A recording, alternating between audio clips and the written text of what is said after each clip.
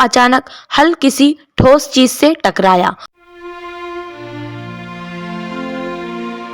किसी समय की बात है, एक छोटे से गांव में रमेश नाम का एक गरीब किसान रहता था। वह बहुत मेहनती और ईमानदार व्यक्ति था। उसके पास थोड़ी सी जमीन थी जिस पर वह खेती करता और बड़ी मुश्किल से अपने परिवार का गुजारा चलाता। गरीबी के बावजूद वह हमेशा सत्य और ईमानदारी के रास्ते पर चलता था। उसके पास जो भी थोड़ा बहुत होता उसी में वह संतुष्ट रहता। रमेश का जीवन आसान नहीं था। बारिश समय पर न होने के कारण उसकी फसल कई बार बर्बाद हो जाती थी। कभी कभी उसे अपने परिवार का पेट भरने के लिए उधार लेना पड़ता था।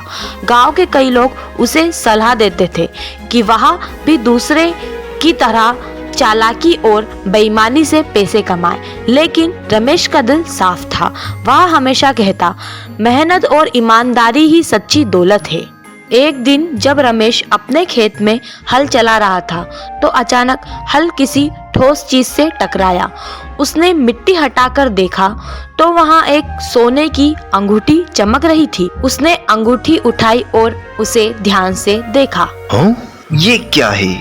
यह कोई साधारण अंगूठी नहीं है, बल्कि यह तो बहुत कीमती लग रही है। ये तो सोने की अंगूठी है, बिल्कुल चमचमाती हुई।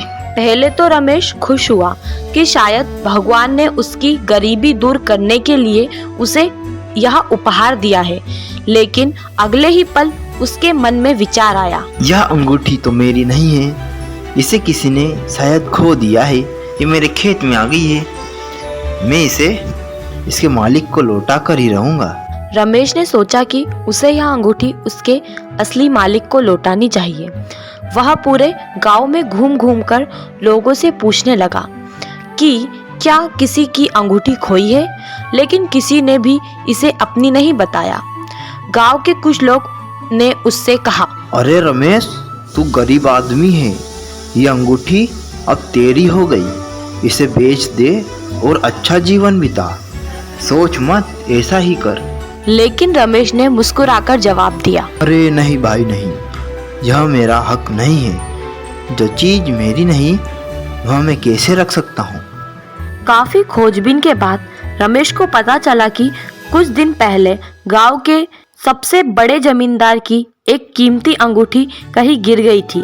यह सुनते ही रमेश सीधे जमींदार के घर पहुंचा। जमींदार बहुत अमीर आदमी था, लेकिन उसकी सख्त और गुस्सैले छवि के कारण गांव के लोग उससे डरते थे। जब रमेश ने अंगूठी दिखाकर पूछा, मालिक, क्या यह आपकी अंगूठी है? ये मेरे खेत में मिली थी, मैं जब अपने खेत में काम कर रहा था। तो जमींदार की आंखें चमक उठी। उसने अंगूठी को पहचान लिया और कहा, हाँ, यह मेरी अंगूठी है। मैंने इसे कई दिनों से ढूंढ रहा हूँ, लेकिन मुझे मिल ही नहीं रही थी। रमेश, तुमने इस अंगूठी को लाके बहुत अच्छा काम किया। जमींदार रमेश की ईमानदारी से बहुत प्रभावित हुआ। उसने सोचा, आज के समय में जहाँ लोग बेईमानी और चोरी करने में लगे हैं, वहाँ एक गरीब किसान इतना ईमानदार है। उसने रमेश से पूछा, तू चाहता तो यह अंगूठी रख सकता था, लेकिन फिर भी तूने इसे लौटाने का फैसला किया, ऐसा क्यों? रमेश ने विनम्रता से जवाब दिया, मालिक, ईमानदारी से बढ़कर कोई संपत्ति नहीं होती। मैं गरीब हूँ, लेकिन अपने आत्मसम्मान को नहीं खो सकता। जमींदार उसकी सच्चाई से इतना प्रभावित हुआ कि उसने रमेश को इनाम में 10 बीघा उपजाऊ जमीन देने का फैसला किया। यह सुनकर गांव के लोग हैरान रह गए। अब रमेश के पास अपनी खेती बढ़ाने का मौका था।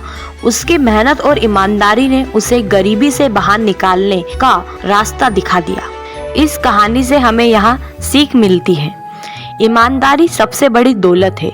सच्चाई का फल देर से ही सही, लेकिन मिलता जरूर है। सही काम करने का अवसर छोड़ना नहीं चाहिए, चाहे परिस्थिति कितनी भी कठिन हो। रमेश की ईमानदारी ने उसकी तकदीर बदल दी।